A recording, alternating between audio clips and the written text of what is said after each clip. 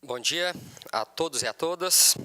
Excelentíssimo senhor conselheiro Valdir Júlio Teis, presidente do Tribunal de Contas, em nome do qual cumprimento todos os conselheiros e conselheiros substitutos deste tribunal. Excelentíssimo senhor José Eduardo Botelho, deputado estadual, primeiro secretário da Assembleia Legislativa do Estado de Mato Grosso, neste ato representando o presidente da Assembleia, deputado Guilherme Maluf, em nome do qual cumprimento todos os deputados estaduais. Excelentíssimo senhor Paulo da Cunha, desembargador e presidente do Egrégio Tribunal de Justiça do Estado do Mato Grosso, em nome do qual cumprimento todos os desembargadores e juízes do nosso Estado. Excelentíssima senhora Maria Beatriz Teodoro Gomes, desembargadora federal do Trabalho, vice-presidente e ouvidora do Tribunal Regional do Trabalho da 23ª Região, em nome do qual cumprimento todos os desembargadores federais do trabalho e todos os juízes do trabalho da 23ª Região. Excelentíssimo senhor Paulo Roberto Jorge do Prado, Procurador-Geral de Justiça, em nome do qual cumprimento todos os membros do Ministério Público Estadual. Excelentíssimo senhor Procurador-Geral de Contas eleito, Dr. Gustavo Coelho Deschamps, excelentíssimos senhores Procuradores de Contas Alisson Carvalho de Alencar e Getúlio Velasco Moreira Filho, excelentíssimo senhor Defensor Público Geral, Djalma Sabo Mendes, em nome do qual cumprimento todos os defensores públicos do Estado do Mato Grosso. Excelentíssimo senhor Patrick Ayala, Procurador-Geral do Estado, em nome do qual cumprimento todos os procuradores do nosso Estado. Excelentíssimo senhor Ronaldo Ribeiro de Oliveira, conselheiro substituto, que atua junto à presidência deste tribunal. Excelentíssimo senhor prefeito de Cuiabá, Mauro Mendes, que nos honra com sua presença, em nome do qual cumprimento todos os prefeitos do nosso Estado e secretários municipais. Excelentíssimo senhor promotor de justiça, Miguel Slessarenko, presidente da Associação Mato Grossense do Ministério Público, demais autoridades presentes que nos honram com a presença, que estão no dispositivo de honra e presentes neste auditório, lideranças e servidores do Tribunal de Contas e do Ministério Público de Contas, minha amada esposa Ludmila, meu querido filho Guilherme, prezada amiga Fernanda Deschamps, esposa do Dr. Gustavo Deschamps, e a nova primeira-dama do Ministério Público do Estado do Mato Grosso. Prezado amigo Ademir Deschamps, pai do Dr. Gustavo Deschamps, que nos honra muito com sua presença, veio de Santa Catarina para posse do nosso colega Gustavo, deixando seus afazeres na consultoria dos municípios catarinenses para fazer esse bate-volta e representando a família do Dr. Gustavo Deschamps. Senhores e senhoras convidados, hoje estou terminando mais uma etapa de minha vida, concluindo o mandato de Procurador-Geral do Ministério Público de Contas do Estado do Mato Grosso. Durante estes 2 anos, tive a oportunidade e a satisfação de conduzir os projetos e ações da instituição. Foram inúmeros desafios, mas ao final posso concluir que consegui êxito em sua grande maioria. Mas os resultados institucionais somente foram alcançados graças ao trabalho desempenhado pelos meus colegas procuradores, Alisson, Gustavo e Getúlio, e por toda a competente equipe de servidores do Ministério Público de Contas. Este é um momento de agradecimento por termos finalizado essa jornada com resultados bastante satisfatórios. Em primeiro lugar, agradeço a Deus por ter me dado saúde e disposição para conduzir essa instituição neste biênio e por ter iluminado o meu caminho e de nossos pares para que cada decisão fosse tomada de forma equilibrada, serena, firme e justa. Agradeço de coração aos meus colegas procuradores de contas, Gustavo, Alisson e Getúlio, pelo apoio a todos os projetos da gestão e pela dedicação ao trabalho realizado em prol do Ministério Público de Contas. Agradeço a todos os conselheiros, conselheiros substitutos e servidores desta Corte de Contas, na pessoa dos prezados amigos e conselheiros Valdir Júlio Teis, José Carlos Novelli e Walter Albano, que, no exercício da presidência desta Corte de Contas, deram o devido respeito, o devido atenção e o reconhecimento ao Ministério Público de Contas. Faço esse agradecimento público e este reconhecimento. Graças ao empenho de Vossas Excelências, o Ministério Público de Contas pode andar hoje com suas próprias pernas e realizar com plena autonomia e independência as relevantes atribuições institucionais. Esta é uma grande prova de visão republicana e de maturidade institucional.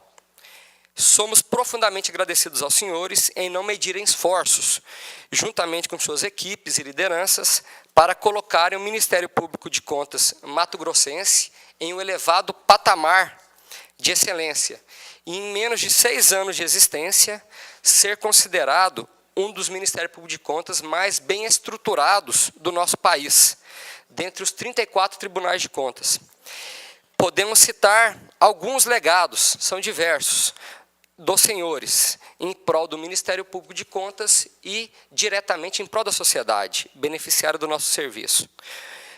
Como o envio de projeto de leis para a Assembleia, para obtenção de orçamento próprio para o Ministério Público, criação de cargos de assessoramento e de cargos efetivos de analista de contas, autorização para a realização do concurso público e nomeação dos analistas de contas, que hoje somam forças ao trabalho dos procuradores, porque pela Constituição somos somente 4 procuradores, e a demanda é muito grande, a consolidação da nossa gestão administrativa, financeira e de pessoal, bem como a disponibilização diária para a construção do anexo do Ministério Público de Contas. Agradeço a todos os servidores e servidoras do Ministério Público de Contas, na pessoa do meu chefe de gabinete, José Neto, e do secretário executivo, Félix Siekowski, que foram meu braço direito neste biênio.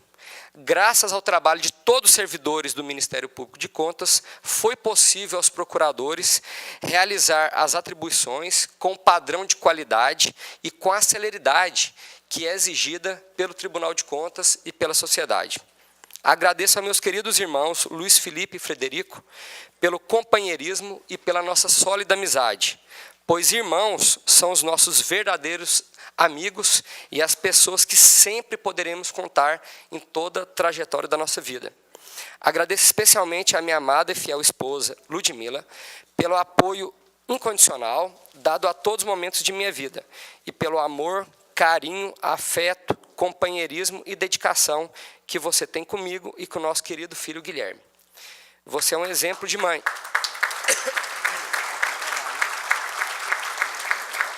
Você é um exemplo de esposa, de filha e principalmente de mãe. Fiquei surpreso com a dedicação e o cuidado e a paciência que você tem com o nosso pequeno filho Guilherme. Como um pequeno gesto do meu amor, e aproveitando que amanhã faremos 4 anos de casados, e muito bem casados por sinal, quero que receba essas flores. Obrigado, minha linda, eu te amo muito.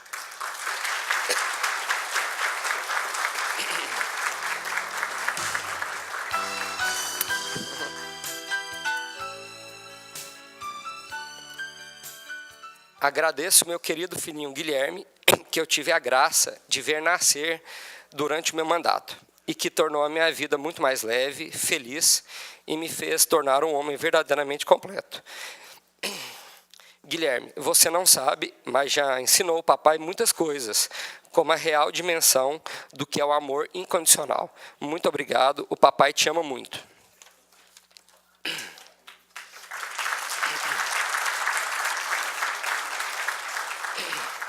Um dos maiores desafios dessa gestão foi elaborar um planejamento estratégico de longo prazo, com o objetivo de traçar os caminhos a serem perseguidos pela instituição nos próximos anos. Seguindo a trilha do Tribunal de Contas de Mato Grosso, que hoje prima pela excelência na gestão e hoje é um exemplo nacional para os tribunais de contas e para os outros órgãos públicos, que está também passando essas boas práticas para os demais órgãos do Estado e dos municípios, nós elaboramos o nosso planejamento estratégico para o período de 2015 e 2020, para traçar os nossos caminhos para os próximos anos, sendo que na identidade organizacional ficou definido que a nossa visão é de ser uma instituição reconhecida pela eficiência no combate à corrupção. Esta visão de futuro foi amplamente debatida entre os procuradores e servidores do Ministério Público de Contas e aprovada por unanimidade, pois todos concluíram que o maior desafio da nossa instituição é combater firmemente todas as formas de corrupção que assolam a administração pública em geral. Todos sabemos que os dois maiores problemas da administração pública brasileira, em geral, e mato-grossense em especial, são a ineficiência e a corrupção. Em relação à ineficiência, gostaria apenas de citar 2 fatos noticiados pela imprensa no dia de ontem. Então, são vários fatos, apenas 2 para simbolizar. O secretário de Estado de Educação, ontem dando início ao processo letivo, o ano letivo de 2015, informou que nada menos que 78 escolas estaduais apresentam problemas estruturais. Não estou falando de pequenos problemas, de pequenos reparos. São mais de 200 escolas nessa situação. Problemas estruturais. Sendo que 30 delas sequer têm condições para começar o ano letivo. O que é isso, senão a ineficiência do poder público em manter um mínimo de manutenção na ponta da cadeia do serviço público, que é a escola das nossas crianças, dos nossos filhos, nossos cidadãos, mato-grossenses, cuiabanos. Eu sou um cidadão mineiro, nasci em Belo Horizonte, fui criado em Goiânia, mas hoje me sinto totalmente um cidadão cuiabano e mato-grossense. A minha esposa também, goiana, veio para Mato Grosso, e meu filho Guilherme, que nasceu nessa terra, é fruto dessa terra. Então, o início de toda a nossa jornada é baseada na educação, tanto em casa, no nosso corpo social e na escola. E qual a quantidade de crianças que foram atingidas pela paralisação de 30 escolas que não têm condição de iniciar o ano. Eles irão iniciar com atraso e vai, com certeza, prejudicar as suas aulas e o seu conhecimento. O governo do Estado também divulgou ontem que a obra da implantação do VLT conta com problemas gravíssimos e de difícil solução. Apesar da imprensa ter noticiado que é um fato realmente bombástico, realmente um grave problema novo que surgiu, mas o Tribunal de Contas vem acompanhando. Desde 2009, quando Cuiabá foi eleita capital, sede, sabemos que ia ter uma injeção de recursos e uma realização de grandes obras para receber esse evento. Mas não para receber, principalmente é um legado para a sociedade. São inúmeras obras que realmente viriam, espero que ainda venham, para melhorar a qualidade de vida dos cidadãos. Então, para nós não é novidade esses problemas, esses atrasos, a má qualidade. O tribunal, com sua equipe de engenheiros, auditores, liderados pelo conselheiro Antônio Joaquim, periodicamente soltava os relatórios que a obra não estava andando conforme os cronogramas, muito aquém, a qualidade, de péssima qualidade, a ausência total de projeto. Então, para nós não é nenhuma novidade o que foi divulgado, mas a dimensão realmente é maior até do que tínhamos conhecimento. Temos problemas do iminente esgotamento das verbas para o financiamento e custeio dessa obra, incerteza quanto ao custo final, apesar do regime diferenciado de contratação já prever que a empresa que irá fazer o próprio projeto básico, executivo e a obra, ela já faça totalmente o orçamento. Orçou em 1,5 bilhão, a segunda obra de mobilidade mais cara do país em relação relativa à Copa do Mundo. E hoje já ouvimos pela imprensa que talvez será necessário um aporte de nada menos do que 500 milhões de reais. Praticamente 1 bilhão de reais. O que é isso, senão uma total falta de planejamento, um total desrespeito às finanças públicas e ao cidadão, e realmente não sabemos realmente aonde vai dar isso aí. É um grande desafio para nós do controle. Inexistência de projeto executivo total da obra. O presidente do Tribunal de Justiça, Paulo Cunha, se ele for reformar um fórum da menor cidade do Estado, ele tem que ter um projeto executivo. Isso é uma coisa básica. O doutor Paulo Prado vai concluir uma promotoria, o prefeito vai fazer uma creche, uma escola. É mínimo, projeto básico, projeto executivo. E uma obra de 1,5 bilhão, ficamos sabendo que não tem projeto executivo. Isso que foi noticiado, né? Inexistência de cronograma de execução da obra. inexistência de projeto de desapropriação completo, graves problemas. Os problemas estão a olhos nus. Não é necessário nenhuma auditoria para vermos a qualidade das obras, do viaduto da Cefaz, da UFMT e todas as obras que, em relação a esse pacote, fora outras, fora do pacote VLT. E o principal, grandes incertezas quanto à tarifa a ser cobrada do usuário.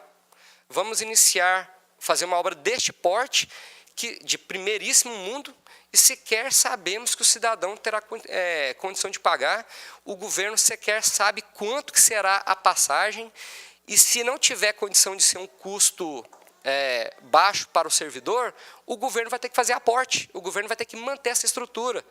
Ontem eu escutei o prefeito Mauro Mendes informando que pretende fazer a licitação das linhas de ônibus para renovar a frota, que está totalmente defasada, os contratos vencidos, licitações já vencidas, mas não pode fazer o novo processo de licitação das linhas, porque nem sabe se o VLT será concluído, ou se será BRT, ou se será terminado daqui 3, 4 anos, qual será o preço da tarifa. Ou seja, está tudo emperrado. Eu citei esse exemplo. E, para mim, um exemplo emblemático que representa muito bem a ineficiência da gestão, eu cito também o VLT, que é um fato gravíssimo e um fato que está na mídia sempre, refere-se à aquisição e pagamento antecipado da maioria dos vagões, avaliados em quase 500 milhões de reais, sendo que sequer foram instalados e construídas as estações de embarque e desembarque. Este fato desafia toda a lógica. Ninguém precisa ser engenheiro ou gestor para entender disso. O bom senso, a razoabilidade, pois fere toda a noção de planejamento. Haja visto que quando a obra estiver pronta, e se realmente estiver, esperamos que um dia esteja, os vagões estarão totalmente defasados e apresentando problemas decorrentes da falta de uso e manutenção, pois são produtos de padrão europeu, com tecnologia embarcada, que realmente não podem ficar parados. Eles realmente terão problemas graves, como o nosso veículo. Se nós viajamos, deixamos o nosso veículo uma semana sem você ligar, ele já começa a dar algum probleminha ali elétrico. Imagina esses vagões com altíssima tecnologia jogados ao tempo. É como você adquirir os móveis da sua residência em construção, sendo que você sequer concluiu a fundação da sua casa. Estes dois fatos retratam a absoluta falta de planejamento das ações governamentais, que representa o motivo de grande parte da ineficiência do setor público brasileiro. Outro problema crônico na gestão é a corrupção endêmica, que está espalhada como um câncer em todos os níveis da administração pública nacional. Quando escutamos que há uma delação premiada, indícios fortes de que o partido da presidente da República recebeu apenas de uma empresa ligada à Petrobras, a distribuidora, uma propina de 200 milhões de dólares, isso será apurado, mas está noticiado na imprensa. O rombo na Petrobras ainda não é calculado, é bilhões. Realmente, eu acho que não temos mais noção do grau e da amplitude dos níveis de corrupção em todos os graus. Realmente é estarrecedor. A sociedade mato-grossense, já estou caminhando para o fim, pode esperar do Ministério Público de Contas um parceiro para o diuturno combate à corrupção e à ineficiência no poder público. Nos casos de ineficiência, a instituição ministerial estende sua mão amiga ao gestor e parceira, no sentido de auxiliar o gestor e o Tribunal de Contas na capacitação do gestor, que às vezes falta o conhecimento técnico, nas respostas às consultas formuladas e no auxílio ao aprimoramento e disseminação das boas práticas de gestão. Todavia, para os casos de corrupção, o Ministério Público de Contas informa que não medirá esforços para apurar de forma intransigente os fatos e buscar a responsabilização em todas as instâncias dos agentes públicos e privados envolvidos em desvios de conduta. Iremos formar fileiras, juntamente com as instituições parceiras, para combater todas as formas de corrupção em nosso Estado e nos 141 municípios. Temos como objetivo fortalecer cada vez mais os laços de cooperação com as instituições de controle parceiras, como o TCE, o TCU, o Ministério Público do Estado, Federal, a Controladoria Geral do Estado, do município, da União, a Delegacia Fazendária, a Polícia Federal e a Receita Federal. Tive a satisfação de coordenar a rede de controle da gestão pública no ano de 2014, em que conseguimos maior aproximação entre esses órgãos de controle. E no ano de 2015, sobre a batuta da Controladoria Geral da União, liderada pelo Dr. Sérgio Akutagawa, tenho certeza que iremos continuar esse trabalho de união de forças. O Ministério Público de Contas deixou de adquirir uma maturidade institucional e passou a desempenhar o papel protagonista na efetiva fiscalização dos recursos, deixando de ser um órgão meramente burocrata e cumpridor de prazos, onde apenas emitia pareceres meramente opinativos. Hoje, a instituição atua de forma proativa na fiscalização da gestão e no combate à corrupção. Nesta seara, também cumpre destacar a grande mudança de postura dos membros dessa Corte de Contas, que passaram a atuar de forma rápida e eficiente mediante a concessão de medidas cautelares para evitar danos irreparáveis ao patrimônio público. Me orgulho muito de fazer parte do Tribunal de Contas do Estado do Mato Grosso. Hoje, esta Corte de Contas avalia resultado de políticas públicas, faz auditorias operacionais e avalia a qualidade do gasto público.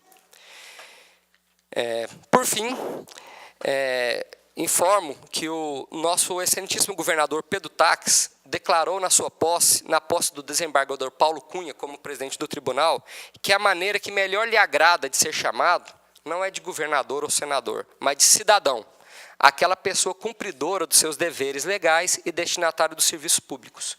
Eu complemento a fala do senhor governador Pedro Taques.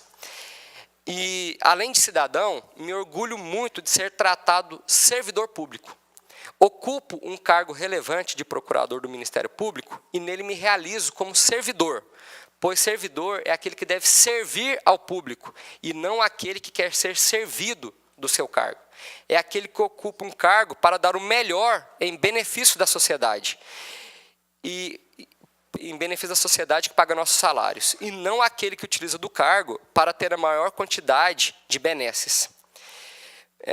Por fim, eu desejo total sucesso na gestão, tanto do governador Pedro Taques, no seu quadriênio, que ele terá grandes demandas, e está fazendo o melhor possível. Estamos vendo que ele está caminhando no sentido da ética e do melhor comportamento, e somos parceiros nesse sentido, o Tribunal de Contas também, e finalizo desejando sucesso ao doutor Botelho e ao doutor Guilherme Maluf na condução da Assembleia Legislativa. Esperamos melhores ventos que venham da Casa Cidadã nesta gestão, ao doutor Paulo da Cunha na condução do Tribunal de Justiça, Dr. Paulo Prado, na condução do Ministério Público, Dr. Djalma Mendes, na condução da Defensoria, todos iniciando a gestão neste ano, e os secretários de Estado, que são apoiadores do governador Pedro Taques. Finalizando, gostaria de desejar ao meu seleto amigo, procurador de contas, Dr. Gustavo Deschamps, muito sucesso em sua gestão frente a essa instituição, me colocando à inteira disposição para a realização das missões que me forem conferidas. Você pode contar também com o apoio de nossos colegas Alisson e Getúlio, bem como de nossas equipes, para o bom desempenho de nossa missão. Sei que as lutas não serão fáceis, mas unindo forças, poderemos vencer as mais difíceis batalhas. Muito obrigado e um bom dia a todos.